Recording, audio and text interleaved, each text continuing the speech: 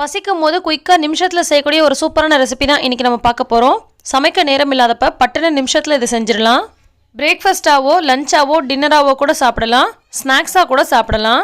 So ரொம்பவே டேஸ்டான குயிக்காக செய்யக்கூடிய நூடுல்ஸ் ஆம்லேட் எப்படி செய்கிறதுன்னு பார்க்கலாம் வாங்க. அஸ்ஸலாமு அலைக்கும், வெல்கம் டு ஆஸ் தமிழ். நான் உங்கள் சாய்ரா ஆஷிக். இப்போ ஒரு பாத்திரத்தை அடுப்பில் வச்சுட்டு இதில் பெரிய டம்ளரால் ஒரு டம்ளர் அளவுக்கு தண்ணி சேர்த்துருக்கேன். இப்போ இது கூட நம்ம நூடுல்ஸ் ஒரு பாக்கெட் சேர்க்க போகிறோம். மேகி நூடுல்ஸ் 12 ருபீஸில் பேக் இருக்கும் இல்லையா, அதுதான் இன்றைக்கி நான் சேர்த்துருக்கேன். இந்த மாதிரி தண்ணியை சேர்த்துட்டு கூடவே நம்ம நூடுல்ஸையும் சேர்த்துட்டு இது கூடவே நல்லா பொடியாக கட் பண்ணி வச்சுருக்க கேரட் 1/4 கப் அளவுக்கு சேர்த்துக்கிறேன். கூடவே நல்லா பொடியாக கட் பண்ணி வச்சுருக்க பீன்ஸ் 1/4 கப் அளவுக்கு சேர்த்துக்கிறேன். காய்கறி எல்லாம் ஆப்ஷனல் தாங்க, இருந்துச்சுன்னா சேர்த்துக்கலாம், சேர்த்தே ஆகணும் அப்படின்ற அவசியம்லாம் கிடையாது. அடுத்து இது கூட நல்லா பொடியாக கட் பண்ணி வச்சுருக்க பச்சை மிளகாய் ஒன்று சேர்த்துக்கிறேன். கூடவே நம்ம எடுத்து வச்சுருக்க அந்த மசாலா பாக்கெட் இருக்கு இல்லையா, அதையும் இது கூட சேர்த்துக்கலாம். வெஜிடபிள்ஸ்லாம் சேர்க்க விருப்பம் இல்லைன்னா அதை மட்டும் ஸ்கிப் பண்ணிவிட்டு தண்ணி சேர்த்து நூடுல்ஸ் மட்டும் சேர்த்து அதுக்கு தேவையான மசாலா மட்டும் சேர்த்துட்டு இதை இந்த மாதிரி நல்லா கலந்து விட்டு இந்த தண்ணியெல்லாம் நல்லா அப்சர்வ் பண்ணி நூடுல்ஸ் நல்லா வெந்து வந்ததுக்கப்புறமா நம்ம ஸ்டவ் ஆஃப் பண்ணிடலாம்.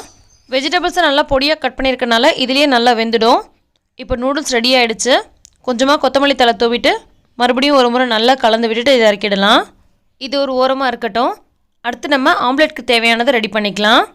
சின்னதாக ஒரு பவுல் எடுத்துகிட்டு இதில் நம்ம 2 முட்டை உடச்சி ஊற்றிக்கலாம். இதில் நீங்கள் நாட்டுக்கோழி முட்டை அல்லது நார்மல் முட்டை எதுனாலும் பயன்படுத்திக்கலாம்.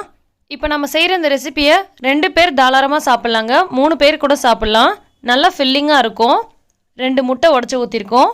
அடுத்து இதில் ஒரே ஒரு வெங்காயத்தை நல்லா பொடியாக கட் பண்ணிவிட்டு அது கூடவே சேர்த்துக்கலாம்.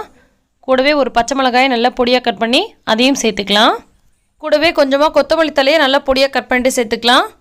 அடுத்து இதுக்கு தேவையான அளவுக்கு உப்பையும் சேர்த்துக்கலாம். விருப்பப்பட்டால் இதில் கூட பொடியாக கட் பண்ணி வச்சுருக்க காய்கறிகள் சேர்த்துக்கலாம். கேரட்டு, பீன்ஸு, குடமிளகாய் இந்த மாதிரி உங்களுக்கு விருப்பப்பட்ட காய்கறியை நல்லா பொடியாக கட் பண்ணிவிட்டு இதில் கூட நீங்கள் சேர்த்துக்கலாம். நான் நூடுல்ஸில் வெஜிடபிள்ஸ் சேர்த்துருக்கனால இதில் எதுவும் சேர்க்கல. இதை இப்போ நல்லா இந்த மாதிரி ஒரு ஃபோக் வச்சுட்டு நல்லா அடித்து விட்டு எடுத்துக்கலாம். இப்போ ஆம்லேட் போடுறதுக்கு தேவையான கலவை ரெடி ஆகிடுச்சு. இதை ஒரு ஓரமாக வச்சிடலாம். அடுத்து நம்ம ஒரு பேனை ஹீட் பண்ணிவிட்டு அதில் கொஞ்சமாக எண்ணெய் விட்டுக்கலாம். தவா நல்லா சூடானதும் ஆம்லேட் மாதிரி ஊற்றிக்கலாம். இந்த மாதிரி ஊற்றுனதுக்கப்புறமா நீங்கள் சிம்மில் வச்சுக்கோங்க. ஹையில் வச்சு பண்ணால் அடியில் உடனே நிறம் மாறிடும், மேல் பக்கம் நல்லா வெந்து வந்திருக்காது. ஸோ இந்த மாதிரி சிம்மில் வச்சுட்டு ஒரு மூடி போட்டு ஒரு 3 நிமிஷத்துக்கு குக் பண்ணிக்கோங்க. இப்போ ஓப்பன் பண்ணிக்கலாம். ஓரளவுக்கு நல்லா வெந்து வந்திருக்கு. மேல் பக்கம் மட்டும் லைட்டாக வேகாத மாதிரி இருக்கும். இந்த மாதிரி சமயத்தில் நம்ம ரெடி பண்ணி வச்சுருக்க அந்த நூடுல்ஸ் இருக்கு இல்லையா, அதை வந்து மேலே ஒரு லேயர் மாதிரி போட்டுடலாம். நூடுல்ஸை ஃபுல்லாக எல்லா பக்கமும் ஸ்ப்ரெட் பண்ணிவிட்டு இப்போ நம்ம இதை அப்படியே எடுத்து மடித்து விட போகிறோம்.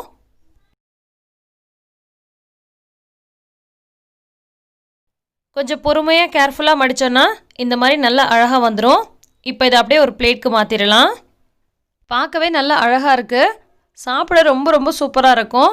தாராளமாக 2-3 பேர் சாப்பிடலாம், ஸ்நாக்காக கூட சாப்பிடலாம். பசிக்கும் போது நிமிஷத்தில் ரொம்ப குயிக்காக செஞ்சு சாப்பிடக்கூடிய ஒரு ரெசிபி. வெஜிடபிள்ஸ்லாம் சேர்க்கணும் அப்படின்ற அவசியம் கிடையாது. நான் வந்து எக்ஸ்ட்ராவாக சேர்த்துருக்கேன். நீங்கள் விருப்பம் இருந்தால் சேர்த்துக்கோங்க, இல்லைனா ஸ்கிப் பண்ணிக்கோங்க. சாப்பிட்டதுமே நல்ல ஃபில்லிங்காக இருக்கும், பசியே எடுக்காது. வெறுமனே நூடுல்ஸ் செஞ்சு சாப்பிடும் போது சில பேருக்கு பிடிக்காது, சில பேருக்கு அது வந்து பசி கட்டாத மாதிரி இருக்கும், திரும்ப திரும்ப பசிக்கிற மாதிரி இருக்கும். ஆனால் இந்த மாதிரி செஞ்சு சாப்பிட்டு பாருங்கள், நல்ல ஃபில்லிங்காக இருக்கும். இந்த ரெசிபி உங்களுக்கு பிடிச்சிருக்குன்னு நினைக்கிறேன். பிடிச்சிருந்தால் லைக் பண்ணுங்கள், மற்றவங்களுக்கும் ஷேர் பண்ணுங்கள். நன்றி.